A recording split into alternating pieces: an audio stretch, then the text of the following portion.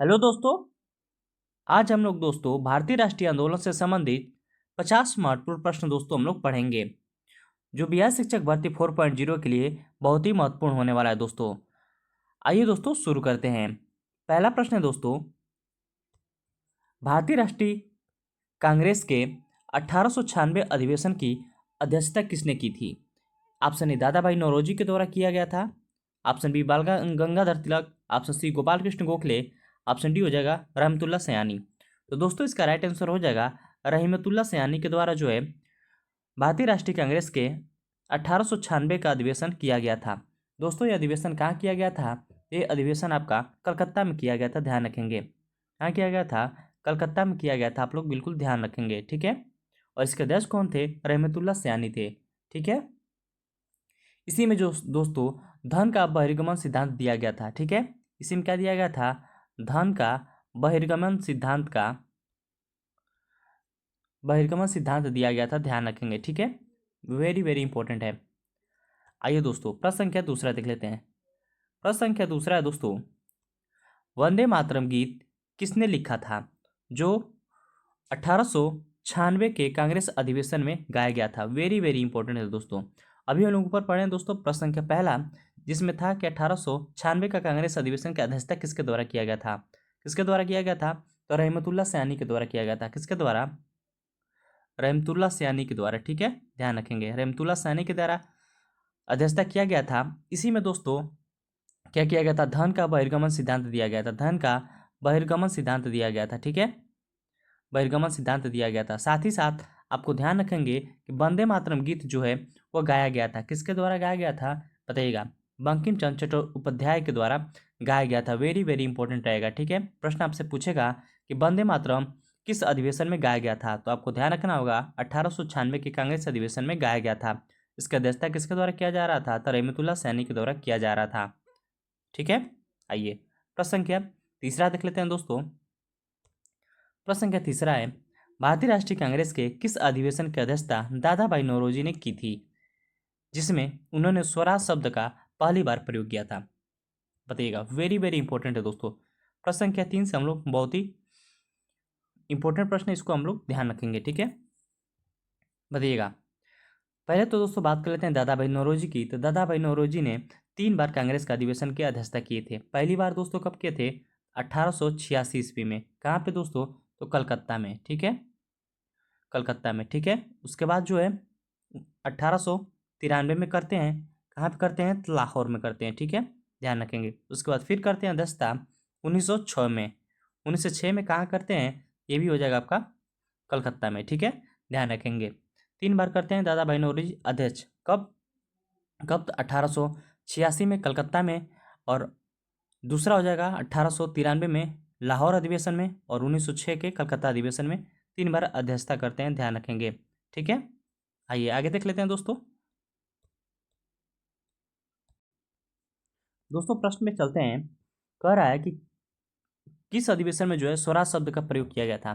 तो दोस्तों इसका राइट आंसर हो जाएगा ऑप्शन संख्या सी, 1906 का कलकत्ता अधिवेशन, ठीक है। इसी में जो है स्वराज शब्द का प्रयोग किया गया था। आइए देख लेते हैं दोस्तों दादा भाई नौरोजी से कुछ महत्वपूर्ण प्रश्न। दोस्तों दादा भाई नौरोजी की बात करें दोस्तों, तो यहाँ भी इनका फैक्ट लिखेंगे, ठीक है। इनकी एक महत्वपूर्ण पुस्तक है दोस्तों, poverty and un British rule in India, ठीक है, ध्यान रखेंगे। वेरी वेरी इंपॉर्टेंट बुक है, ठीक है। उसके बाद दादा भाई नौरोजी की बात करें दोस्तों, तो ये जो है गुजराती भाषा के प्रोफेसर बने थे। कहाँ पे? लंदन विश्वविद्यालय में। वेरी वेरी इंपॉर्टेंट है। लंदन विश्वविद्यालय में किस भाषा का प्रोफेसर बने थे दोस्तों? गुजराती भाषा का, ये भी ध्यान रखेंगे। गुजराती भाषा के प्रोफेसर बने थे। साथ ही साथ दोस्तों गणित और भौतिकी के प्रोफेसर थे, ठीक। कहाँ पे थे? तो मुंबई में थे, मुंबई में थे। प्रश्न पूछेगा दोस्तों कि जो है मुंबई मुंबई के एलिफेस्टन कॉलेज के जो है दादा भाई नौरोजी क्या पढ़ाते थे? तो आपको ध्यान रखना होगा गणित और भौतिकी पढ़ाते थे, ठीक है। इनके पिताजी क्या थे? तो कपास के व्यापारी थे, ध्यान रखेंगे, ठीक है। आइए आगे देख लेते हैं दोस्तों। प्रश्न संख्या 4, बंगाल विभाजन को किस वर्ष रद्द किया गया था? बताइए दोस्तों, बंगाल विभाजन को किस वर्ष रद्द किया गया था? बात करते हैं दोस्तों, उस टाइम जो है बंग भंग का समय था। उसमें वायसराय कौन हुआ करता था? तो वायसराय कौन था? तो लॉर्ड कर्जन था। ध्यान रखेंगे दोस्तों, लॉर्ड कर्जन हुआ करता था। ठीक है, वेरी वेरी इंपॉर्टेंट है, लॉर्ड कर्जन हुआ करता था। ठीक है, बंगाल विभाजन का प्रस्ताव पेश कब हुआ दोस्तों? प्रस्ताव पेश की बात कर रहा है 19 जुलाई। ठीक है, 19 जुलाई 1905 ईस्वी में प्रस्ताव पेश होता है। ठीक है, ध्यान रखेंगे। प्रस्ताव पारित कब होता है? तो पारित कब होता है दोस्तों? तो प्रस्ताव पारित होता है 20 जुलाई। ठीक है, 20 जुलाई 20 जुलाई 1905 में। ठीक है, ध्यान रखेंगे। और घोषणा का बंगाल विभाजन प्रभावी कब होता है? तो 16 अक्टूबर 1905 में। ठीक है, ध्यान रखेंगे। इसका राइट आंसर हो जाएगा ऑप्शन संख्या ए, 1905 में, 16 अक्टूबर 1905 में। आइए आगे देख लेते हैं दोस्तों, प्रश्न संख्या 5वां। प्रश्न संख्या 5 है दोस्तों, सत्यमेव जयते वाक्य सबसे पहले किसने सार्वजनिक रूप से राष्ट्र के रूप में अपनाया था? Option A Mahatma Gandhi, Pandit Jawaharlal Nehru, doctor Rajendra Prasad, Madan Mohan Malaviya. कहने तात्पर्य ये दोस्तों कि जो सत्यमेव जयते है सर्वप्रथम किसने गाया था दोस्तों? बताइएगा, किसने गाया था सर्वप्रथम सत्यमेव जयते? बताइएगा, महात्मा गांधी, जवाहरलाल नेहरू, राजेंद्र प्रसाद, मदन मोहन मालवीय। तो दोस्तों बात करते हैं सर्वप्रथम किसके द्वारा सुनाया गया था। इसका राइट आंसर हो जाएंगे मदन मोहन मालवीय। मदन मोहन मालवीय की बात करें दोस्तों तो ये कांग्रेस के 4 बार अध्यक्ष रह चुके हैं। ठीक है, ध्यान रखेंगे, 4 बार अध्यक्ष रह चुके हैं। ठीक है, ध्यान रखेंगे, 4 बार अध्यक्ष रह चुके हैं। ठीक है,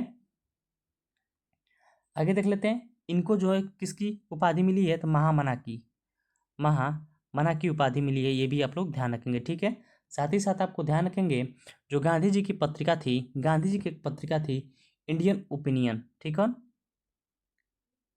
इंडियन ओपिनियन। ठीक है, ठीक है, इसकी जो है प्रकाशन कब होता है? तो 1889 ईस्वी में प्रकाशन होता है और इसके इसी के जो है संपादक थे। ठीक है, मदन मोहन मालवीय जो गांधी जी की इंडियन ओपिनियन बुक थी दोस्तों, जो 1989 ईस्वी में प्रकाशित होती है और इसी के संपादक हुआ करते थे मदन मोहन मालवीय। ठीक है, ध्यान रखेंगे। मदन मोहन मालवीय की एक महत्वपूर्ण पत्रिका है दोस्तों, इनकी एक पत्रिका है। ठीक है, पत्रिका है, कौन सी पत्रिका है दोस्तों? पत्रिका है इनकी, पत्रिका है, कौन सी पत्रिका है? अभ्युदय, अभ्युदय पत्रिका है, ध्यान रखेंगे। बहुत ही महत्वपूर्ण प्रश्न है दोस्तों। अभ्युदय पत्रिका है इनकी। ठीक है, 21 भाषा की है, तो हिंदी भाषा की है, ध्यान रखेंगे, हिंदी भाषा की। ठीक है, और ये कौन सी पत्रिका थी? तो साप्ताहिक पत्रिका थी। ठीक है, और इनकी 3 पत्रिका देख लेते हैं। एक तो है दोस्तों अभ्युदय। ठीक है, उसके बाद दूसरा हो जाएगा लिंडर, लिंडर पत्रिका। ठीक है, उसके बाद हो जाएगा मर्यादा। ये 3 पत्रिका है, वेरी वेरी इंपॉर्टेंट है, ध्यान रखेंगे। अभ्युदय, लीडर और मर्यादा पत्रिका, ये तीनों जो है। मर्यादा क्या है दोस्तों? मर्यादा क्या था? तो अखबार हुआ करता था। ठीक है, ये आगे देख लेते हैं प्रश्न संख्या 6वां। आगे देख लेते हैं, निम्नलिखित में से कौन सी रचना बंकिम चंद्र चट्टोपाध्याय द्वारा लिखित नहीं है दोस्तों? बताइएगा, आनंदमठ, दुर्गेश नंदिनी, देवदास और कपाल कुंडला। दोस्तों वेरी वेरी इंपॉर्टेंट है ये दोस्तों, 100% एग्जाम में आने वाला प्रश्न है। ठीक है, ध्यान रखेंगे। देखिए कौन सी नहीं है दोस्तों, नहीं है तो देख लेते हैं देवदास। देवदास किसकी पुस्तक है दोस्तों? तो शरद चंद्र चट्टोपाध्याय की है। ठीक है, ध्यान रखेंगे। आनंद मठ की बात करें दोस्तों, आनंद मठ ये जो है कब लिखा गया था? प्रश्न पूछा गया था टीआरई 3rd में, कब लिखा गया था? 1882 ईस्वी में लिखा गया था। इसी में जो है क्या लिखा हुआ है? तो वंदे मातरम लिखा हुआ है, ध्यान रखेंगे। ठीक है, वंदे मातरम की बात करें दोस्तों तो पहली बार कब गाया गया था? 1896 ईस्वी के अधिवेशन में गाया गया था, जिसकी जो है अध्यक्षता कौन कर रहे थे? रहमतुल्लाह सैनी। प्रश्न संख्या पहला और दूसरा हम लोग का प्रश्न इसी पर आधारित है। ठीक है, दुर्गेश नंदिनी की बात करें दोस्तों, दुर्गेश नंदिनी तो 1865 ईस्वी में, ठीक है, लिखा गया था बंकिम चंद्र चटर्जी के द्वारा। कपाल कुंडला की बात करें दोस्तों, वेरी वेरी इंपॉर्टेंट है, 1866 ईस्वी में लिखा गया था। ठीक है, ध्यान रखेंगे, तीनों के तीनों इंपॉर्टेंट है, ध्यान रखेंगे। देखिए ये टीआरई 3rd में प्रश्न पूछा गया है, तो हो सकता है कि ये जो है टीआरई 4 में प्रश्न पूछ रहे हैं। ठीक है, तो आप लोग ध्यान रखेंगे।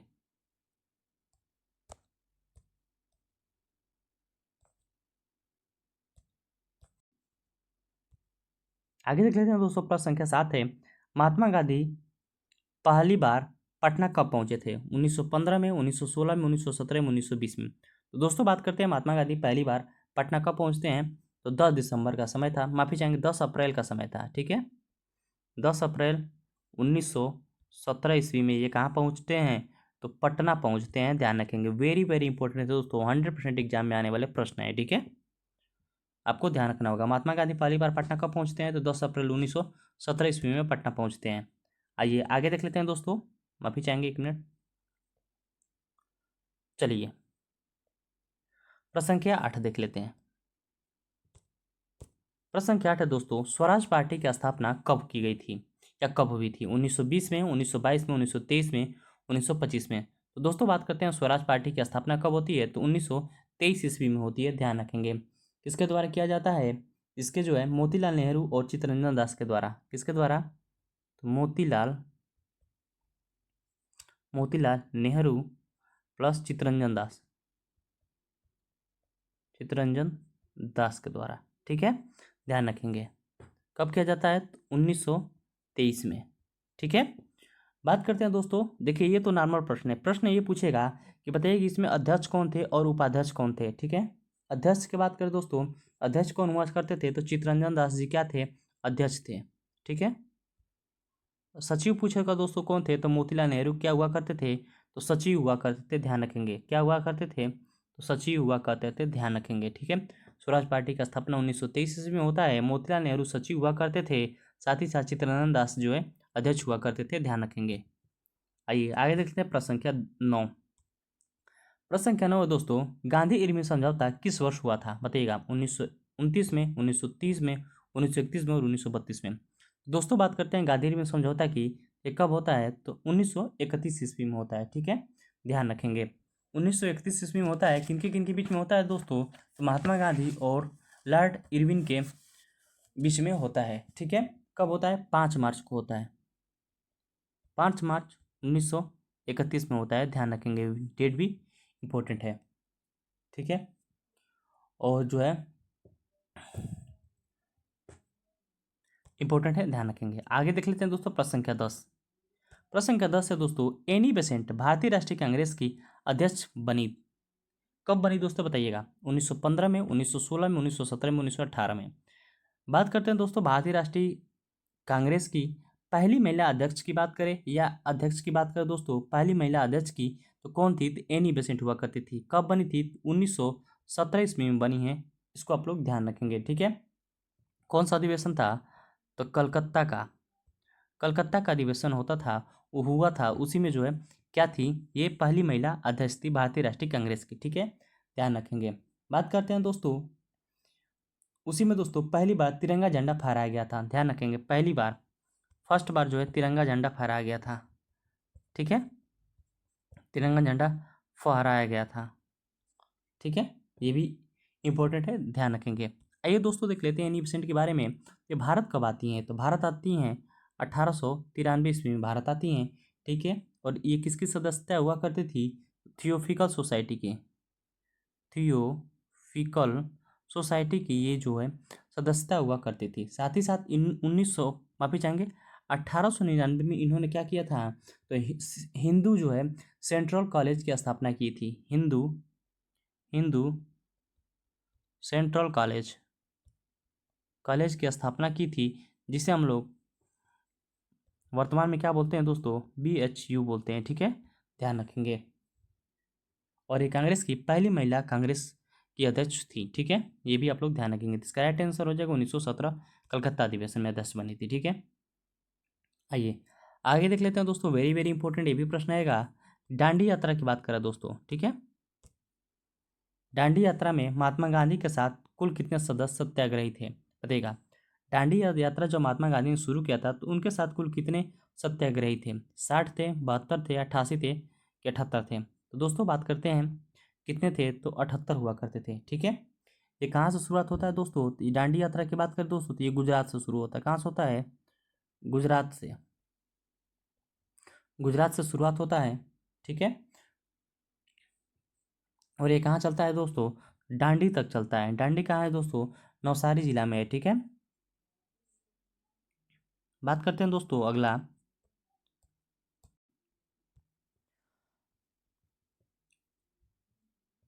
ये कितने दिनों तक की यात्रा थी दोस्तों? तो ये 24 दिनों की यात्रा चलती है। साथ ही साथ इसमें कुल कितने अनुयायी थे? तो 78 अनुयायी हुआ करते थे। और कितना किलोमीटर ये चले थे लोग? ठीक है, कितना किलोमीटर चले थे लोग? 385 किलोमीटर चले थे। ठीक है, और मील में पूछेगा दोस्तों, अगर आपसे प्रश्न मील में पूछ दे तो क्या बोलेंगे? 240। ठीक है, ध्यान रखेंगे, वेरी वेरी इंपॉर्टेंट है। ठीक है,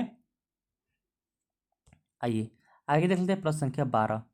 प्रश्न संख्या 12 है दोस्तों, भारतीय राष्ट्रीय कांग्रेस की स्थापना कब होती है? दोस्तों बहुत ही महत्वपूर्ण प्रश्न है और बहुत ही आसान प्रश्न है। भारतीय राष्ट्रीय कांग्रेस की स्थापना की बात करें दोस्तों, 1885 में इसकी स्थापना होती है। और किसके द्वारा स्थापना किया जाता है? ए ओ ह्यूम के द्वारा किया जाता है। ठीक है, ध्यान रखेंगे। और इसके पहले जो है अध्यक्ष कौन थे? पहले अध्यक्ष हुआ करते थे कौन? तो WC बनर्जी हुआ करते थे। WC बनर्जी हुआ करते थे। ठीक है, इसका जो है पहला जो है अधिवेशन कहाँ होता है? तो मुंबई में होता है। ठीक है, उस टाइम इसको बम्बई बोलते थे दोस्तों। कहाँ होता है? गोकुलदास तेजपाल संस्कृत महाविद्यालय में होता है। ठीक है, इसमें जो है पहले अधिवेशन में कुल कितने सदस्य थे? तो कुल जो है 72 सदस्य हुआ करते थे, जिसमें जो है 2 मुसलमान सदस्य थे। ठीक है, ध्यान रखेंगे। आइए आगे देख लेते हैं दोस्तों प्रश्न संख्या 13। भारतीय राष्ट्रीय कांग्रेस के पहले अध्यक्ष कौन थे दोस्तों? अभी हम लोग पढ़ चुके हैं। पहले अध्यक्ष कौन थे? सुरेंद्रनाथ बनर्जी थे, दादा भाई नौरोजी थे, ए ओ ह्यूम थे, कि WC बनर्जी थे? दोस्तों बात करते हैं भारतीय राष्ट्रीय कांग्रेस के पहले अध्यक्ष कौन थे? WC बनर्जी थे। कब होता है इसकी स्थापना? 1885 में स्थापना होता है। ए ओ ह्यूम के द्वारा किया जाता है। ठीक है, ए ओ ह्यूम के जो है हम लोग क्या बोलते हैं? भारतीय राष्ट्रीय कांग्रेस के जनक भी बोलते हैं। ठीक है, पक्षी विज्ञान के, भारत में पक्षी विज्ञान के पक्षी विज्ञान के पक्षी विज्ञान के जनक भी इनको बोलते हैं। ध्यान रखेंगे। ठीक है, वेरी वेरी इंपॉर्टेंट है। आइए आगे देख लेते हैं दोस्तों प्रश्न संख्या 14। प्रश्न संख्या 14 है दोस्तों, बंगाल विभाजन किस वायसराय के समय में हुआ था? Lord Curzon, Lord Ripon, Lord Minto और लॉर्ड लिट्टन के समय? तो दोस्तों प्रश्न संख्या 14 का राइट आंसर बताइएगा, किसके शासनकाल में बंगाल विभाजन होता है? लॉर्ड कर्जन के समय में होता है। ध्यान रखेंगे। आइए आगे देख लेते हैं प्रश्न संख्या 15। बंगाल विभाजन किस वर्ष रद्द किया गया? दोस्तों बंगाल विभाजन किस वर्ष रद्द किया गया? तो 1911 ईस्वी में रद्द किया गया। ध्यान रखेंगे। ठीक है, प्रश्न संख्या 16 है, स्वराज मेरा जन्मसिद्ध अधिकार है और यह नारा किसने दिया था? Option A Mahatma Gandhi, option B Subhash Chandra Bose, option C Bal Gangadhar Tilak, option D Bhagat Singh. दोस्तों बात करते हैं स्वराज मेरा जन्मसिद्ध अधिकार है, ये नारा किसने दिया था? तो बाल गंगाधर तिलक ने दिए थे। ध्यान रखेंगे। ठीक है, तिलक जो है एकमात्र इनका अधिवेशन होता है कहाँ पे होता है? बनारस अधिवेशन होता है, 1905 का बनारस अधिवेशन। ठीक है, बनारस अधिवेशन होता है। ध्यान रखेंगे, वेरी वेरी इंपॉर्टेंट है। उसी में जो है स्वराज मेरा जन्मसिद्ध अधिकार जो है नारा दिए थे। ठीक है, आइए आगे देखते हैं दोस्तों। आप लोग बताएंगे क्या गांधी जी ने कभी जो है भारतीय राष्ट्रीय कांग्रेस के अध्यक्ष बने थे? ठीक है, और बने थे तो कब बने थे? इसका आप लोग कमेंट बॉक्स में आंसर इसका जरूर दीजिएगा 100% दोस्तों। ठीक है, उम्मीद रहेगी कि आप लोग इसका जो है उत्तर जरूर देंगे। असहयोग आंदोलन कब शुरू हुआ? 1919 में, 1920 में, 1921 में, 1922 में? दोस्तों बात करते हैं असहयोग आंदोलन कब शुरुआत होता है। तो असहयोग आंदोलन दोस्तों बताइएगा कब शुरुआत होता है। असहयोग आंदोलन की बात करें दोस्तों, 19 से 20 ईस्वी में असहयोग आंदोलन की शुरुआत होती है। ठीक है, आइए प्रश्न संख्या 18 देख लेते हैं। जो ये जलियांवाला बाग हत्याकांड कब शुरुआत होता है दोस्तों, या कब हुआ है? 13 अप्रैल 1919, 15 अगस्त 1947, 26 जनवरी 1930, 19 अगस्त 1942? तो दोस्तों बात करते हैं जलियांवाला बाग हत्याकांड की बात करें तो ये 13 अप्रैल 1919 को होता है दोस्तों। ध्यान रखेंगे। ठीक है दोस्तों, थोड़ा सा हम लोग देख लेते हैं जलियांवाला बाग हत्याकांड। ठीक है, 13 अप्रैल 1919 में होता है। ध्यान रखेंगे। ठीक है, बात करें दोस्तों तो क्या हुआ था दोस्तों, तो देखिए रॉयल एक्ट आता है दोस्तों, उसी का विरोध कर रहे थे। ठीक है, उसी के विरोध में दोस्तों सत्यपाल मलिक और सैफुद्दीन किचलू 2 लोगों की गिरफ्तारी कर ली जाती है। गिरफ्तारी के बाद दोस्तों जलियांवाला जो है एक बाग रहता है, उसी में जो है इसके विरोध में गिरफ्तारी के विरोध में लोग इकट्ठा होते हैं धीरे धीरे। उसमें जो है 2 लोग थे। कौन था? एक तो कौन था दोस्तों? कौन था? एक था रेनिगल ओडायर और दूसरा था माइकल ओडायर। दोनों ने दोस्तों भीड़ पे निहत्थे हाथों गोलियां चला दी, ठीक है, और निहत्थों पे गोलियां चला दी, जिसमें जो है सरकारी आंकड़े के अनुसार दोस्तों 379 लोगों की मृत्यु हो गई थी, ठीक है। ध्यान रखेंगे, वैसाखी का दिन हुआ करता था, सरकारी आंकड़ा है दोस्तों, ध्यान रखेंगे, ठीक है।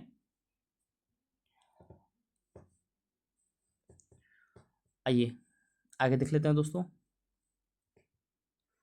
प्रश्न संख्या 19, खिलाफत आंदोलन का नेतृत्व किस मुसलमान नेता ने किया था? मोहम्मद अली शौकत अली ने, सैयद अहमद खान और मौलाना आज़ाद के द्वारा, जिन्ना और लियाकत अली के द्वारा, अब्दुल गफ्फार खान और मोहम्मद इकबाल के द्वारा। दोस्तों बात करते हैं खिलाफत आंदोलन का नेतृत्व किसके द्वारा किया जाता था? मोहम्मद अली और शौकत अली दोनों भाई थे दोस्तों, इन दोनों के द्वारा जो है खिलाफत आंदोलन का नेतृत्व किया जा रहा था, ठीक है। आइए देख लेते हैं दोस्तों प्रश्न संख्या 20, सविनय अवज्ञा आंदोलन कब शुरू होता है? 1929, 1930, 1931, 1932 में। तो दोस्तों बात करते हैं सविनय अवज्ञा आंदोलन की बात करें तो 1930 ईस्वी में शुरुआत होती है, ध्यान रखेंगे। प्रश्न संख्या 21 दोस्तों अभी हम लोग पढ़ चुके हैं। गांधी इरविन समझौता कब होता है? तो 5 मार्च को होता है। सन बताइएगा आप लोग कब होता है, 30 में, 31 में, 32 में कि 35 में दोस्तों, इसका कमेंट बॉक्स में बताइएगा आंसर, क्योंकि ये हम लोग प्रश्न जो है पढ़ चुके हैं। डेट आपको बता दिए, आपको बस साल बताना है, ठीक है। गांधी और इरविन के बीच में समझौता होता है, ठीक है। आइए आगे देखते हैं प्रश्न संख्या 22, करो या मरो का नारा किस आंदोलन के दौरान दिया गया था? असहयोग आंदोलन, सविनय अवज्ञा आंदोलन, भारत छोड़ो आंदोलन, खिलाफत आंदोलन। दोस्तों बात करते हैं करो मरो का नारा किस आंदोलन के दौरान दिया गया था, बताइएगा किस आंदोलन के दौरान दिया गया था? तो भारत छोड़ो आंदोलन के द्वारा दिया गया था। भारत छोड़ो आंदोलन कब शुरू किया गया था? तो 1942 ईस्वी में शुरू किया गया था। आगे देखते हैं भारत छोड़ो आंदोलन कब शुरुआत होता है। देखिए दोस्तों प्रश्न आ ही गया, कब शुरुआत होता है? 1930 में, 1935 में, 1940 में, 1942 में। दोस्तों बात करते हैं महात्मा गांधी जी के द्वारा भारत छोड़ो आंदोलन जो है शुरुआत किया गया था, उसी में जो है महात्मा गांधी जी के द्वारा जो है करो मारो का नारा दिया गया था 1942 ईस्वी में, ठीक है, भारत छोड़ो आंदोलन के दौरान। प्रश्न संख्या 24 है दोस्तों, गांधी जी ने किसके दौरान नमक सत्याग्रह किया था? असहयोग आंदोलन, स्वदेशी आंदोलन, सविनय अवज्ञा आंदोलन, भारत छोड़ो आंदोलन। तो दोस्तों इसका राइट आंसर हो जाएगा ऑप्शन संख्या सी, सविनय अवज्ञा आंदोलन की बात करें 1930 ईस्वी में होता है, ठीक है। इसी में जो है नमक दौरान जो है सत्याग्रह किया था, ठीक है। 1905 माफी चाहेंगे दोस्तों। प्रश्न संख्या 25 देख लेते हैं, ज्वालियांवाला बाग हत्याकांड किस वायसराय के समय में हुआ था? Lord Curzon, Lord Minto, Lord Ripon और लॉर्ड इरविन, किनके बीच में होता है बताइएगा। प्रश्न संख्या 25 का राइट आंसर आप लोग बताएंगे, इसका राइट आंसर हो जाएगा लॉर्ड कर्जन के द्वारा ज्वालियांवाला बाग हत्याकांड का वायसराय के शासनकाल में होता है, ठीक है। कब होता है ज्वालियांवाला बाग हत्याकांड दोस्तों? 13 अप्रैल का दिन था दोस्तों, ये आप लोग बिल्कुल नहीं भूलेंगे, ठीक है, 13 अप्रैल 1919 में। आइए आगे देख लेते हैं, गांधी जी ने चंपारण सत्याग्रह किस वर्ष किया था? 1916, 1917, 1918, 1920। गांधी जी ने चंपारण सत्याग्रह की बात करें दोस्तों तो किस वर्ष किया था? तो 1916 में की 1917 में किए थे, ध्यान रखेंगे, वेरी वेरी इंपॉर्टेंट है, ठीक है। बात करते हैं दोस्तों गांधी जी की बात करें दोस्तों तो गांधी जी पटना जो है कब पहुंचते हैं बताएंगे? गांधी जी पटना कब पहुंचते हैं? गांधी जी की बात करें दोस्तों 10 अप्रैल, ठीक है, 10 अप्रैल को ये गांधी जी कब पहुंचते हैं? 1917 ईस्वी में ये पटना पहुंचते हैं, ध्यान रखेंगे, ठीक है। आइए आगे देख लेते हैं, भारत में पहले असहमति आंदोलन का नेतृत्व किसने किया था? महात्मा गांधी, पंडित नेहरू, सुभाष चंद्र बोस और बाल गंगाधर तिलक। तो दोस्तों बात करते हैं पहले असहमति आंदोलन का नेतृत्व किसके द्वारा किया जा रहा था? तो बाल गंगाधर तिलक के द्वारा किया जा रहा था, ध्यान रखेंगे, ठीक है। किस अधिवेशन में पूर्ण स्वराज का प्रस्ताव पारित किया गया था बताइएगा, वेरी वेरी इंपॉर्टेंट है। 1920 कानपुर अधिवेशन, 1927 सूरत अधिवेशन, 1929 लाहौर अधिवेशन, 1931 कराची अधिवेशन। तो दोस्तों बात करते हैं पूर्ण स्वराज की, तो इसका प्रस्ताव जो है कब पारित किया गया था? प्रश्न संख्या 28 का राइट आंसर आप लोग बताएंगे, इसका राइट आंसर हो जाएगा ऑप्शन संख्या सी, 1929 का लाहौर अधिवेशन होता है, उसी में जो है दोस्तों पूर्ण स्वराज की प्रस्ताव पारित किया गया था, ध्यान रखेंगे, ठीक है। प्रश्न संख्या 29 देख लेते हैं, 1857 के विद्रोह के समय दिल्ली का अंतिम मुगल सम्राट कौन था? वेरी वेरी इंपॉर्टेंट है, 100% एग्जाम में आने वाले प्रश्न है दोस्तों, ठीक है। शाह आलम या बहादुर शाह जफर, अकबर द्वितीय और मोहम्मद शाह। तो दोस्तों बात करते हैं 1857 के विद्रोह के समय दिल्ली का अंतिम मुगल सम्राट कौन था? तो बहादुर शाह जफर हुआ करता था। प्रश्न संख्या 30 देख लेते हैं दोस्तों। किस भारतीय नेता ने ब्रिटिश सरकार के खिलाफ सशस्त्र संग्राम का आह्वान किया था? सुभाष चंद्र बोस, चंद्रशेखर आजाद, भगत सिंह और वीर सावरकर। तो दोस्तों इसका राइट आंसर हो जाएगा ऑप्शन संख्या डी, वीर सावरकर। ठीक है, आगे देख लेते हैं। माफी चाहेंगे दोस्तों। आगे देख लेते हैं दोस्तों। स्वदेशी आंदोलन का नेतृत्व किसने किया था? लाला लाजपत राय ने, बाल गंगाधर तिलक ने, बिपिन चंद्रपाल ने, ये सभी। दोस्तों बात करते हैं स्वदेशी आंदोलन का नेतृत्व के बारे में बात करें दोस्तों, ये सारे के सारे हो जाएंगे। लेकिन दोस्तों अगर ऑप्शन में लाला लाजपत रहेगा दोस्तों, या बाल गंगाधर तिलक रहेगा, या बिपिन चंद्रपाल रहेगा, तो आप ये सभी मारेंगे। ठीक है, और इम्पोर्टेंट आपको ध्यान ये रखना है, स्वदेशी आंदोलन पूछे इनमें से एक नाम बाल गंगाधर तिलक का हो तो आप सही कर देंगे। ठीक है, क्योंकि दोस्तों ये तो लोग शुरू में जुड़े थे, लेकिन इसका नेतृत्व और इनको मजबूत बनाया था कौन? बाल गंगाधर तिलक ने। ठीक है, इसलिए इसका राइट आंसर ऑप्शन संख्या डी, ये सभी जुड़े हुए थे। ठीक है दोस्तों, अगर नेतृत्व की बात करें और उसके बाद पूछे कि मजबूत किसने बनाया, तो बाल गंगाधर तिलक ने बनाए थे, ध्यान रखेंगे। ठीक है, आइए देख लेते हैं प्रश्न संख्या 32। सुभाष चंद्र बोस की अध्यक्षता में भारतीय राष्ट्रीय कांग्रेस का कौन सा अधिवेशन हुआ था? 1937 का हरिपुरा अधिवेशन, 1939 का त्रिपुरी अधिवेशन, 1940 का रामगढ़ अधिवेशन, 1942 का बम्बई अधिवेशन। दोस्तों रामगढ़ अधिवेशन वर्तमान में झारखंड में दोस्तों। ठीक है, और इसका जो है मौलाना अब्दुल कलाम आज़ाद इसके अध्यक्ष थे। ठीक है, ध्यान रखेंगे। साथ ही साथ आपको ये भी ध्यान रखना पड़ेगा दोस्तों कि सुभाष चंद्र बोस की अध्यक्षता भारतीय राष्ट्रीय कांग्रेस में कौन सा अधिवेशन में हुआ था? 32 का राइट आंसर आप लोग बताएंगे, तो हो जाएगा आपका त्रिपुरी अधिवेशन। ठीक है, हरिपुरा अधिवेशन की बात करें दोस्तों, तो हरिपुरा अधिवेशन में भी दोस्तों इन्हीं को बनाया गया था, लेकिन जो है पटाभी सीतारामैया और इनके बीच में जो है सुभाष चंद्र बोस जीत जाते हैं, पटाभी सीतारामैया हार जाते हैं, जिससे गांधी नाराज हो जाते हैं। उसके बाद जो है सुभाष चंद्र बोस ने अपने जो है पद से इस्तीफा दे देते हैं। इस्तीफा देने के बाद दोस्तों अध्यक्ष पद खाली रह जाता है। उसके बाद जो है साथ ही साथ आपको डॉक्टर राजेंद्र प्रसाद जी को जो है अध्यक्ष बनाया जाता है हरिपुरा अधिवेशन में, ध्यान रखेंगे। ठीक है, आइए देख लेते हैं प्रश्न संख्या 33। गांधी ने 1915 में दक्षिण अफ्रीका से भारत लौटने के बाद किस स्थान पर पहला सत्याग्रह आंदोलन शुरू किया था?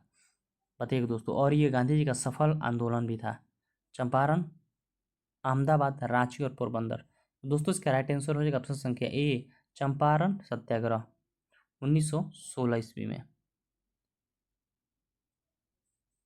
ठीक है, 1917 में, माफी चाहेंगे दोस्तों, 1917 ईस्वी में। 1917 ईस्वी में 15 में आए थे दोस्तों, 16-17 में इन्होंने चंपारण में सत्याग्रह किया था पहला, और सफल जो है सत्याग्रह हुआ था। ठीक है, आगे देख लेते हैं प्रश्न संख्या 34। कह रहा है किस अधिनियम में भारतीय विधानसभा के सीटों की संख्या बढ़ाई गई तथा भारतीयों को अधिकार दिया गया, भारतीयों को अधिक अधिकार दिया गया? तो 1909 का अधिवेशन, 1919 का अधिनियम, 1935 का अधिनियम, 1947 का अधिनियम। तो दोस्तों इसका राइट आंसर हो जाएगा ऑप्शन संख्या सी, 1935 का अधिनियम था। ठीक है, आइए आगे देखते हैं प्रश्न संख्या 35। प्रश्न संख्या 35 से दोस्तों, उधार की जमीन पर कोई महल नहीं बना सकता, यह कथन किसका है? वेरी वेरी इंपॉर्टेंट है दोस्तों। महात्मा गांधी, सुभाष चंद्र बोस, लाला लाजपत राय और जवाहरलाल नेहरू। उधार की जमीन पर कोई महल नहीं बना सकता, यह कथन किसका है दोस्तों? वेरी वेरी इंपॉर्टेंट है, आपको ध्यान रखना होगा कि किसका है, तो सुभाष चंद्र बोस का है, ध्यान रखेंगे, वेरी वेरी इंपॉर्टेंट है। ठीक है दोस्तों, हम लोग का ये सेशन समाप्त होता है। दोस्तों वीडियो अच्छी लगी हो तो प्लीज़ इसे लाइक करिएगा, सब्सक्राइब करिएगा और शेयर करिएगा अपन दोस्तों के पास। मिलते हैं दोस्तों कल एक नई वीडियो के साथ, तब तक के लिए जय हिंद, जय भारत।